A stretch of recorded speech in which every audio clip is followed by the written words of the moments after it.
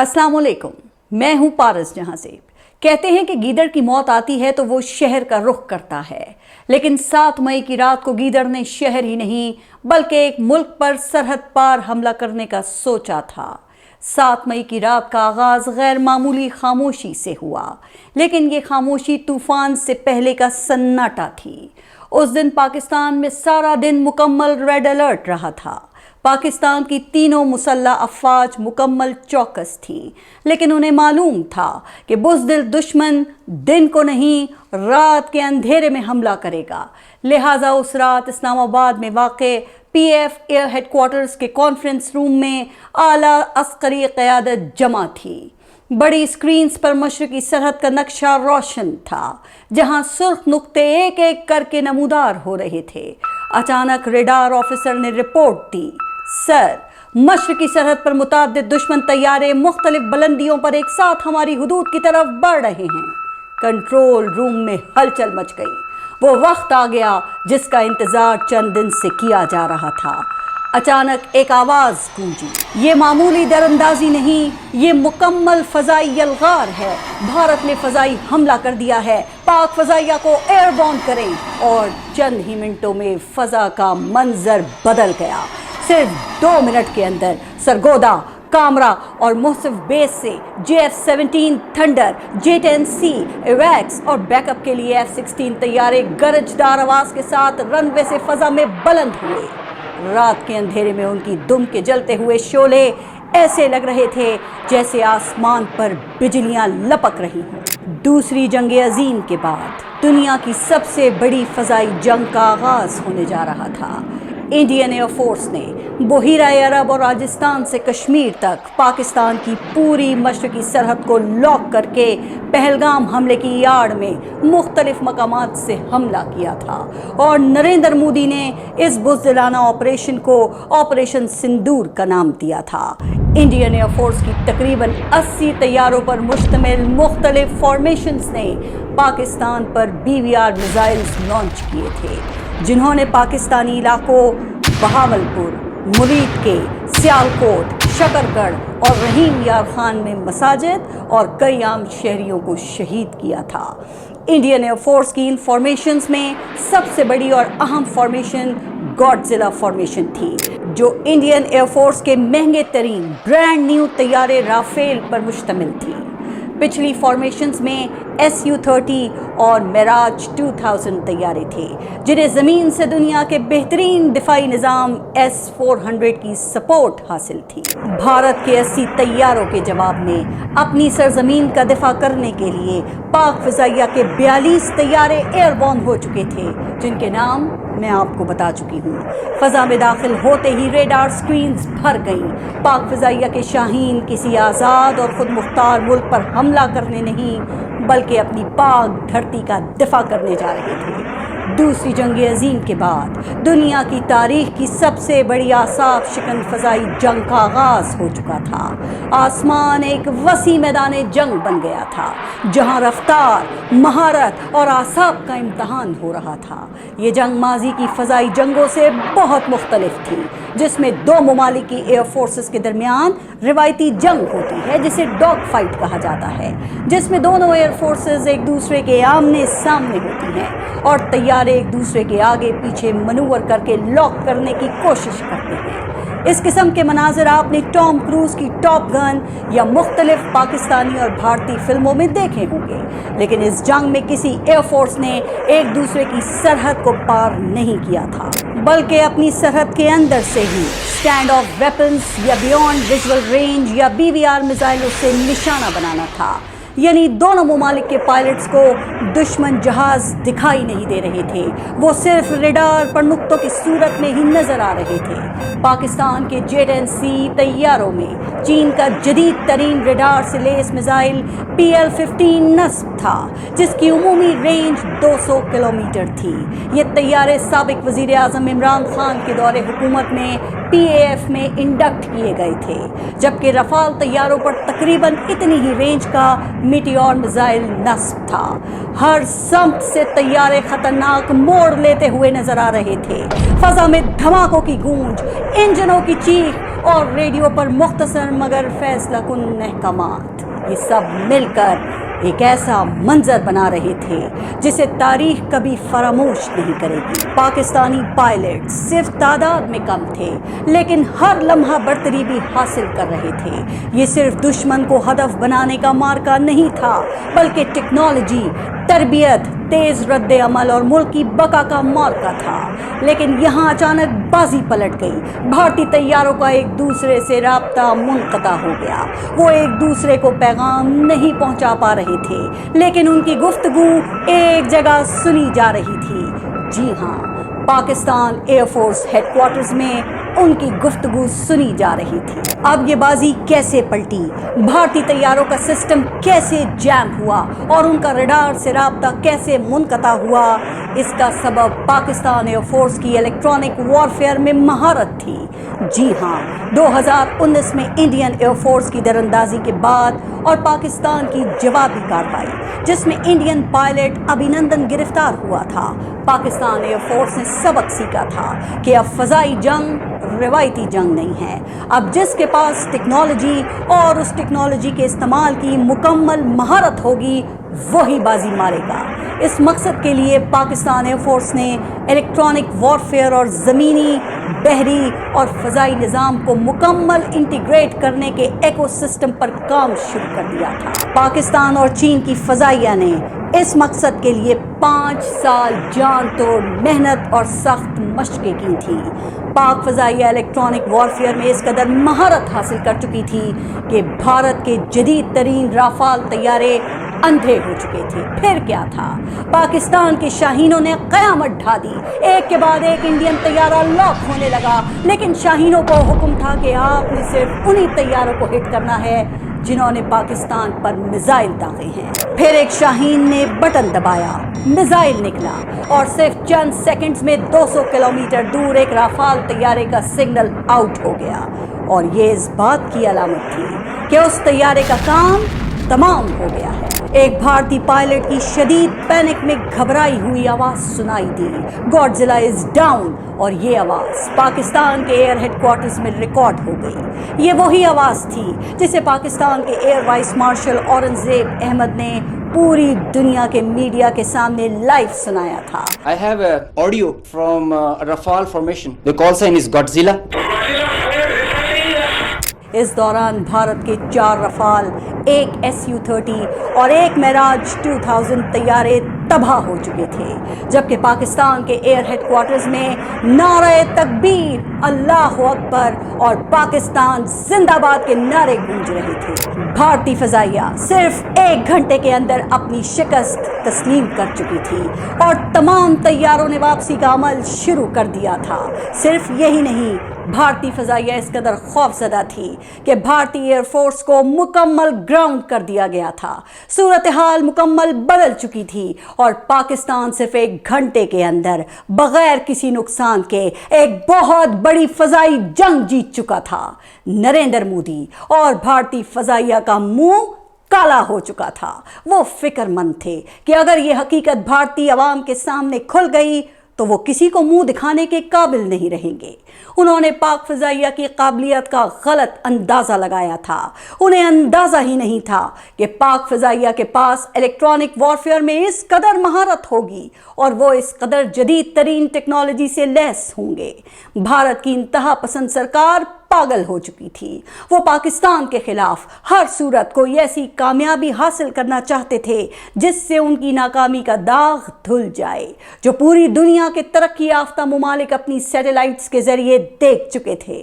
اگلے دن پاکستان نے ان طیاروں کے ٹیل نمبرز इलेक्ट्रॉनिक सिग्नल्स और कॉल रिकॉर्डिंग्स दुनिया के सामने रख दी।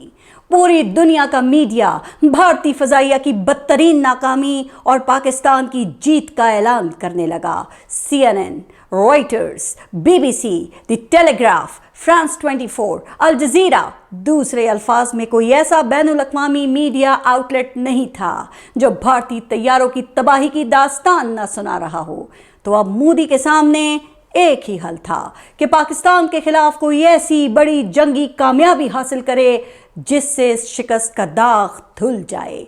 लेकिन मसला ये था कि भारत की पूरी एयरफोर्स ग्राउंड हो चुकी थी और अगर वो पाकिस्तान पर बैलिस्टिक या क्रूज मिसाइलों का इस्तेमाल करता तो एटमी जंग छिड़ने का इम्कान था। लेकिन मोदी ने ये जुआ खेलने का सोचा और इस मकसद के लिए सबसे पहले ड्रोन्स का इस्तेमाल किया। अगले ही लम्हे भारत से हजारों ड्रोन्स पाकिस्तान की सरहद पार करने लगे और भारतीय ब्रह्मोस मिसाइलों के जरिए पाकिस्तान की मुख्तलिफ एयर बेसिस को निशाना बनाया गया। पाक फौज दुश्मन की इस चालाकी को समझती थी। भारत का मकसद यही था कि पाकिस्तान इन ड्रोन्स को हिट करे और भारत को पाकिस्तान के दिफाई निज़ाम की लोकेशंस का अंदाजा हो जाए। यही वजह थी कि पाकिस्तान इन हमलों का फौरी जवाब नहीं दे रहा था। इस दौरान पाकिस्तान पर बड़ी ताकतों का दबाव भी था कि वो सूरत हाल को काबू से बाहर न होने दे। इस दौरान भारतीय मीडिया ने अपनी जनता में जंगी जुनून फैलाना शुरू कर दिया था। उन्होंने पाकिस्तानी पायलट की गिरफ्तारी और कराची बंदरगाह की तबाही के अलावा लाहौर पोर्ट की तबाही की खबर भी दे दी थी। हालांकि लाहौर के साथ तो कोई समंदर ही नहीं है। शायद वो दरियाए रावी को ही समंदर समझ बैठे हों। उनको ये इल्म ही नहीं था कि वो पाकिस्तान का नहीं बल्कि अपना ही मजाक उड़वा रहे हैं। दुनिया इंडियन मीडिया की रिपोर्टिंग पर हंस रही थी, लेकिन आपको मालूम है ना कि एक पागल को इल्म नहीं होता कि उसका मजाक उड़ाया जा रहा है। वो बस अपनी ही धुन में मस्त होता है। भारतीय फौज ने पाकिस्तान की कई एयर बेसिस को हिट करने की नाकाम कोशिश की, लेकिन पाकिस्तान के फजाई दिफाई निज़ाम ने उन मिसाइलों को कामयाबी से हिट किया। इस दौरान एयर बेसिस के करीब भारतीय ड्रोन्स गिरे जिनसे मामूली नुकसान भी हुआ, लेकिन फिर वो हुआ जिससे पाकिस्तान के सब्र का पैमाना लबरेज हो गया। भारत ने वो कर दिया था जो मुकम्मल जंग का ऐलान था। कहा जाता है कि भारत का एक मिसाइल पाकिस्तान के GHQ से चंद किलोमीटर दूर नूर खान एयरबेस के पास आकर गिरा और कई ड्रोन्स शहर की फजाओं में नजर आने लगे। अगर आप रावलपिंडी और इस्लामाबाद के रिहायशी हैं तो आपने ये धमाके और फजाओं में ड्रोन्स की इंटरसेप्शंस अपनी आंखों से देखी भी होंगी। तो अब पाकिस्तान के सब्र का पैमाना लबरेज हो चुका था। पाकिस्तानी फौज के तर्जुमान ने रात के तकरीबन 3 बजे प्रेस कॉन्फ्रेंस की और भारत को चेतावनी दी, now you just wait for our response. और फिर सुबह फजर की नमाज के फौरन बाद पाक फौज ने भारत को मुंह तोड़ जवाब देना शुरू कर दिया। पाकिस्तान के फतह 1 और फतह 2 मिसाइलों और ड्रोन्स ने भारत में तबाही मचाना शुरू कर दी। पाक फौज ने इस ऑपरेशन को कुरान मजीद की सूरह सफ की आयत 4 के मुताबिक बुनियानुल मरसूस का नाम दिया था और कहा जाता है कि ये नाम पाकिस्तान के army chief general Asim Munir ने दिया था। कुरान पाक की सूरह सफ की आयत नंबर 4 में अल्लाह ताला फरमाते हैं, बेशक अल्लाह उन लोगों से मोहब्बत करता है जो उसकी राह में इस तरह सफ़े बांध कर लड़ते हैं गोया वो सीसा पिलाई हुई दीवार। भारत की आदमपुर, अंबाला, भटिंडा, सूरतगढ़ और भूज एयरबेसिस समेत कई एयरबेसिस पर कयामत टूट पड़ी। पाकिस्तान ने इस दौरान किसी सिविलियन आबादी को निशाना नहीं बनाया और ना ही भारत किसी सिविलियन हलाकत का कोई ठोस सबूत पेश कर सका। पाकिस्तान के मिसाइल्स और ड्रोन्स भारत की फौजी अमलाक पर कयामत ढा रहे थे और LOC और वर्किंग बाउंड्री पर एक के बाद एक भारतीय चौकी तबाह हो रही थी। बल्कि ऐसी भी इत्तलात हैं कि LOC पर भारतीय फौजी कई किलोमीटर पीछे हटने पर मजबूर हो गए थे। पाकिस्तान ने दुनिया को पैगाम दे दिया था कि अब मजीद बर्दाश्त नहीं किया जाएगा। इस दौरान पाकिस्तान ने nuclear command and control authority का इजलास भी तलब कर लिया। पाकिस्तान इस जंग को आखिरी हद तक ले जाने को तैयार हो चुका था। इस सब ने पूरी दुनिया में तहलका मचा दिया था। अमेरिका के नायब सदर صدر JD وینس، جو 3 دن پہلے تک اسے پاکستان اور بھارت کا اندرونی معاملہ قرار دے رہے تھے اور ایران اور مشرق وسطیٰ کے حکمران پاکستان کو کمزور سمجھ کر ریٹیلیٹ نہ کرنے کے مشورے دے رہے تھے، وہ سب دنگ رہ گئے۔ پاکستان کی دفاعی صلاحیتوں نے پوری دنیا میں دھاک بٹھا دی تھی، پوری پاکستانی قوم متحد ہو چکی تھی۔ اس وقت کوئی کسی سیاسی جماعت کا سپورٹر نہیں، بلکہ صرف اور صرف پاکستانی تھا اور ملک کے دفاع کے لیے اپنی فوج کے ساتھ کھڑا تھا۔ دنیا پاکستان سے جنگ روکنے کی اپیلیں کرنے لگی۔ پھر دنیا کے طاقتور ترین حکمران کو جگایا گیا۔ بھارت کے national security advisor اجت Kumar Doval کی طرف سے کہا گیا کہ آدھرنیے راشٹرپتی جی، آپ ہی کچھ کر سکتے ہیں۔ امریکی صدر ٹرمپ نے پاکستان اور بھارت کی قیادت سے رابطہ کیا۔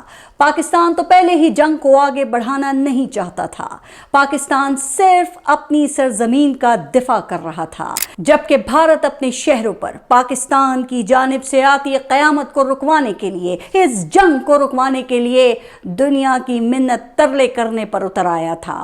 ٹرمپ نے پاکستان اور بھارت کی قیادت سے رابطہ کیا اور یوں یہ 4 روزہ جنگ بھارتی افواج اور نریندر مودی کی تاریخی ہزیمت کے ساتھ ختم ہو گئی تھی۔ اس جنگ نے پاکستان کے جیو پولیٹیکل پروفائل کو کئی گنا بڑھا دیا ہے۔ وہ ممالک جو پاکستان کو اہمیت نہیں دیتے تھے، اب پاکستان کو ایک بڑی طاقت کے طور پر دیکھنے لگے۔ پاکستان نے اپنے ساتھ چین کا سر بھی فخر سے بلند کر دیا، جس کے دفاعی ساز و سامان کے شیئرز آسمان تک پہنچ گئے، جبکہ رافال طیارے بنانے والی فرانسیسی کمپنی ڈسالٹ ایویشن کے شیئرز زمیں بوس ہو گئے۔ پوری دنیا میں چینی دفاعی سامان اور پاکستان میں اندرونی طور پر بنائے جانے والے طیاروں JF-17 تھنڈر کی مانگ ہونے لگی۔ اس دوران اسرائیل نے ایسا قدم اٹھا لیا جس نے پوری دنیا اور خاص کر عرب ممالک کو ہلا کر رکھ دیا۔ اس اقدام سے عرب ممالک نے خود کو انتہائی بے بس محسوس کیا اور انہیں احساس ہوا کہ وہ مالی لحاظ سے بھلے پوری دنیا کی توجہ کا مرکز ہوں، چاہے پوری دنیا ان سے اپنے ممالک میں سرمایہ کاری کی بھیک ہی کیوں نہ مانگتی ہو، چاہے ان کے یہاں ڈالر کی ریل پیل، دنیا کی ہر آسائش، بلند ترین عمارتیں ہی کیوں نہ ہوں، لیکن اسرائیل سے دفاع کے لیے ان کے پاس کوئی طاقت نہیں ہے اور ان کا مکمل انحصار امریکہ پر ہے۔ خیر، تو میں اسرائیل کے اس اقدام کی بات کر رہی تھی۔ 9 سپٹمبر 2025 کو قطر کے دارالحکومت دوحہ میں اچانک کئی دھماکے سنے گئے۔ ان دھماکوں نے دنیا میں زلزلہ پیدا کر دیا۔ اسرائیلی جنگی طیاروں نے قطر کی فضائی حدود کو نشانہ بنایا تھا۔ دوحہ کی سڑکوں پر دن کی روشنی میں خوف شامل ہو چکا تھا۔ شہری اپنے گھروں سے نکل آئے، آنکھیں آسمان پر جمی تھی اور دلوں میں کئی سوالات کی یلغار تھی۔ یہ حملہ محض بمباری نہیں تھا، بلکہ پورے خطے کے امن کے لیے ایک کھلا چیلنج تھا۔ دھماکوں کی آوازیں شہر کے ایک کونے سے دوسرے کونے میں سنائی دے رہی تھی۔ ہوائی اڈوں پر مسافر خوف و ہراس کا شکار تھے۔ مائیں اپنے بچوں کو سینے سے لگائے دعائیں مانگ رہی تھی اور باپ بے بسی سے آسمان کی طرف دیکھ رہے تھے۔ قطر، جو اب تک سفارتکاری اور ثالثی کی علامت سمجھا جاتا تھا، آج خود جنگی شعلوں کی زد میں اچانک آ چکا تھا۔ اس حملے میں اسرائیل کی طرف سے قطر میں موجود حماس کی قیادت کو نشانہ بنانے کا دعویٰ کیا گیا تھا، جو اس وقت دوحہ کی اس عمارت میں اہم مذاکرات کے لیے موجود تھی۔ اسرائیل نے دعویٰ کیا کہ اسرائیلی حملے میں حماس کے کئی اہم رہنما شہید ہو گئے ہیں، لیکن بعد میں ثابت ہوا کہ اسرائیل ان رہنماؤں کو شہید کرنے میں ناکام رہا تھا۔ اس حملے کے بعد قطر آنے والی پروازیں شدید متاثر ہوئیں اور قطر ایئر ویز کے آپریشنز عملاً معطل ہو گئے۔ ان دنوں میری بھی امریکہ سے براستہ قطر پاکستان واپسی تھی اور ہم دوحہ ایئرپورٹ پہ کئی گھنٹے پھنسے رہنے کے بعد بڑی ہی مشکل سے پاکستان کے لیے فلائٹ پکڑنے میں کامیاب ہوئے تھے۔ اس حملے میں نہ صرف قطر کی ساکھ کو شدید نقصان ہوا تھا، بلکہ عرب ممالک نے یہ حقیقت بھی جان لی تھی کہ اسرائیل سے دفاع کے لیے امریکہ ان کی مدد کو نہیں آئے گا اور ان کو اپنا دفاع خود ہی کرنا ہوگا۔ اور اس مقصد کے لیے سب سے پہلے سعودی عرب نے پہل کی اور دنیا میں قابل اعتماد ساتھیوں کی تلاش شروع کر دی گئی۔ ان کا نظر انتخاب پاکستان ٹھہرا۔ ایک تو پاکستان قابل اعتماد مسلمان ملک تھا جس نے کبھی سعودی عرب کو دھوکہ نہیں دیا تھا۔ دوسرا، پاکستان اپنے سے 4 گنا بڑے دشمن کے خلاف اپنی فوجی برتری ثابت کر چکا تھا۔ سعودی عرب کے وزیر اعظم اور ولی عہد شہزادہ محمد بن سلمان نے پاکستان سے رابطے شروع کر دیے اور ایک بڑے دفاعی معاہدے کے لیے مذاکرات شروع ہو گئے، اور پھر اسرائیل کے قطر پر حملے کے صرف 1 ہفتے بعد 17 سپٹمبر کی رات کو پاکستان اور سعودی عرب کے درمیان ایک تاریخی معاہدے پر دستخط ہو گئے۔ یہ کوئی عام معاہدہ نہیں تھا۔ اس معاہدے میں لکھا گیا تھا کہ دونوں میں سے کسی ایک ملک پر حملہ دوسرے پر تصور کیا جائے گا۔ یہ محض کاغذوں پہ دستخط نہیں تھے، یہ اعتماد، بھائی چارے اور مشترکہ دفاع کا اعلان تھا۔ پاکستان کو حرمین شریفین کی حفاظت کا اعزاز ملا تھا۔ اب یہاں سے بہت سے سوالات پیدا ہوتے ہیں کہ کیا سعودی عرب بھارت پر پاکستان کے حملے کی صورت میں پاکستان کی مدد کو آئے گا؟ کیا پاکستان سعودی عرب پر کسی حملے کی صورت میں اپنی فوج بھیجے گا؟ لیکن یہاں میں آپ کو بتا دوں کہ بعض معاہدوں کی سمبولک امپورٹنس بھی ہوتی ہے۔ پاکستان کو بھارت سے مقابلے کے لیے سعودی عرب کی ضرورت نہیں، لیکن پاکستان کو سعودی عرب کے مالی وسائل کی ضرورت ہے۔ جبکہ پاکستان سعودی عرب کو ایٹمی ہتھیار یا ٹیکنالوجی فراہم کیے بغیر اپنی نیوکلیئر امبریلا فراہم کر کے اسرائیل کے خلاف ایک ڈیٹرنس فراہم کر سکتا ہے۔ اس معاہدے نے پاکستان کے تمام دشمنوں کو ہلا کر رکھ دیا ہے۔ کئی ممالک کی طرف سے پاکستان کی دفاعی مصنوعات میں گہری دلچسپی نظر آتی ہے، خاص طور پہ ایسے ممالک جو محدود دفاعی بجٹ میں مؤثر اور عملی جہاز چاہتے ہیں۔ اس وقت ملیشیا، انڈونیشیا، آذربائیجان، بنگلہ دیش اور سعودی عرب بھی پاکستان سے JF-17 تھنڈر طیارے خریدنا چاہتے ہیں۔ گزشتہ ماہ پاکستان نے مشرقی لیبیا کو کنٹرول کرنے والے لیبین نیشنل آرمی LNA کے ساتھ $4 ارب سے زائد کا دفاعی معاہدہ بھی طے کیا ہے۔ اس معاہدے کو پاکستان کی اب تک کی سب سے بڑی ہتھیاروں کی فروخت کی ڈیل کہا جا رہا ہے۔ حکومت پاکستان کے مطابق پاکستان کو تقریباً $12 ارب کے آرڈرز مل چکے ہیں، لیکن پاکستان کو سب سے بڑا فائدہ امریکہ سے ہوا۔ امریکی صدر ٹرمپ پاکستان کی اہمیت کو سمجھنے لگے۔ انہیں احساس ہو گیا کہ امریکہ کا بھارت کو چین کے مقابلے میں کھڑا کرنے کی کوشش کرنا بے وقوفی تھی۔ بھارت جو پاکستان کا مقابلہ کرنے کے قابل نہیں، وہ چین کا کیا مقابلہ کرے گا؟ اس لیے امریکہ نے اپنی انڈو پیسیفک میں پالیسی تبدیل کر دی۔ صدر ٹرمپ مختلف مقامات اور مواقع پر تقریباً 3 درجن مرتبہ بھارتی طیارے گرائے جانے کا تذکرہ کر چکے ہیں، اور ہر اہم موقع پر وہ پاکستان اور بھارت کے درمیان سیز فائر کا کریڈٹ ضرور لیتے ہیں۔ لیکن رکیے ذرا، صبر کیجئے، کہانی ابھی ختم نہیں ہوئی، بلکہ پکچر ابھی باقی ہے۔ یہاں پر انٹری ہوتی ہے پاکستان کے ایک اور بے مثال دوست کی، جس نے اس معاہدے میں شامل ہونے کی خواہش کا اظہار کیا، اور وہ ملک ہے ترکیہ۔ جی ہاں، وہی ترکیہ جو خود نیٹو کا رکن ہے لیکن اس معاہدے میں شامل ہونا چاہتا ہے۔ اس خبر نے بھارت کو اندر سے ہلا کر رکھ دیا۔ بھارت میں ابھی سے مسلم نیٹو کا شور مچ چکا ہے۔ ذرا اندازہ تو کیجئے، ترکیہ کی جدید ٹیکنالوجی، پاکستان کی ایٹمی صلاحیت اور سعودی عرب کے مالی وسائل اگر آپس میں مل جائیں تو ان تینوں ممالک کا دفاع حقیقی معنوں میں بنیان المرصوص کی صورت میں مضبوط نہیں بلکہ ناقابل تسخیر ہو سکتا ہے۔ ابھی معاہدہ نہیں ہوا، مگر وقت خود اشارے دے رہا ہے۔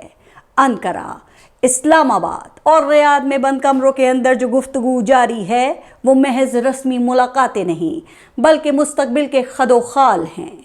دنیا بدل رہی ہے، جنگوں کی نوعیت بدل چکی، اور اسی بدلتی فضا میں ایک نیا تصور جنم لے رہا ہے، اور وہ ہے مسلم دنیا کے مشترکہ دفاع کا تصور، یعنی مسلم نیٹو کا تصور، جس میں ایک مسلم ملک پر حملہ دوسرے پر تصور کیا جائے۔ ایسا ڈھانچہ جس میں انٹیلیجنس شیئرنگ ہو، مشترکہ مشقیں ہوں، ٹیکنالوجی کا تبادلہ ہو اور بحران کی صورت میں فوری مشاورت کا نظام موجود ہو۔ ابھی یہ سوال زیر بحث ہے کہ اس کا طریقہ کار کیا ہوگا، فیصلہ سازی کیسے ہوگی، اور عالمی دباؤ کا سامنا وہ کس حکمت عملی سے کیا جائے گا۔ دنیا اس خیال کو غور سے دیکھ رہی ہے۔ کچھ دارالحکومتوں میں تشویش ہے، کچھ میں خاموش تجسس، مگر ان تینوں کے لیے اصل سوال یہ نہیں کہ دنیا کیا سوچے گی، بلکہ یہ ہے کہ اپنی سلامتی کو کیسے یقینی بنایا جائے۔ اگر یہ اتحاد وجود میں آیا تو یہ کسی کے خلاف اعلان جنگ نہیں ہوگا، بلکہ یہ پیغام ہوگا کہ مسلم دنیا اب رد عمل نہیں، پیش بندی کی طرف بڑھ رہی ہے۔ ابھی سب کچھ امکانات میں ہے، مگر بعض امکانات تاریخ بننے کی صلاحیت رکھتے ہیں۔ پاکستان مشرقی وسطی پر امریکہ کا سب سے بڑا ایڈوائزر بن کے سامنے آیا ہے۔ امریکہ کی جانب سے پاک فوج کو غزہ امن فوج کا حصہ بننے کی پیشکش بھی کی گئی، جسے خود اسرائیل نے مسترد کر دیا، اور یوں پاکستان فی الحال ایک اور آزمائش سے بچ گیا ہے۔ لیکن پاکستان بہرحال ڈونلڈ ٹرمپ کے غزہ پیس بورڈ کا حصہ ہے۔ اس حوالے سے پاکستان کو بہت محتاط رہنے کی ضرورت ہے، چونکہ ابھی تک کے حالات کے مطابق ٹرمپ اور اسرائیل غزہ میں حماس کو غیر مسلح کرنا چاہتے ہیں۔ پاکستان کو ایسی کسی بھی کوشش کا حصہ بننے سے دور رہنا ہوگا اور پھونک پھونک کر قدم رکھنا ہوگا، اگرچہ بھارت ایسا ہی معاہدہ UAE سے کرنے کی کوشش اور خواہش کر رہا ہے۔ چند روز پہلے UAE کے صدر نے بھارت کا دورہ بھی کیا، تجارت کو $100 ارب سے $200 ارب تک لے جانے کا معاہدہ بھی ہوا، اور بھارت نے UAE سے ایک دفاعی معاہدے کی خواہش بھی ظاہر کی۔ لیکن ایسے معاہدے نظریاتی بنیادوں پر ہوتے ہیں۔ بھارت شاید اپنے ناکارہ براموس میزائل تو UAE کو فروخت کرنے کے لیے راضی کر لے، لیکن ایسا اتحاد جس میں بھارت اور UAE پر حملہ ایک دوسرے پر تصور کیا جائے، یہ ممکن نہیں ہوگا۔ اگر مودی پاکستان کو کمزور سمجھ کر آپریشن سندور جیسی غلطی نہ کرتا تو یہ سب نہ ہوتا۔ اسی لیے کہتے ہیں کہ جب گیدڑ کی موت آتی ہے تو وہ شہر کا رخ کرتا ہے، اور بھارت نے پاکستان پر حملہ کر کے پاکستان کو ایک میجر پاور بنا دیا ہے۔ پاکستان زندہ باد۔ اللہ حافظ۔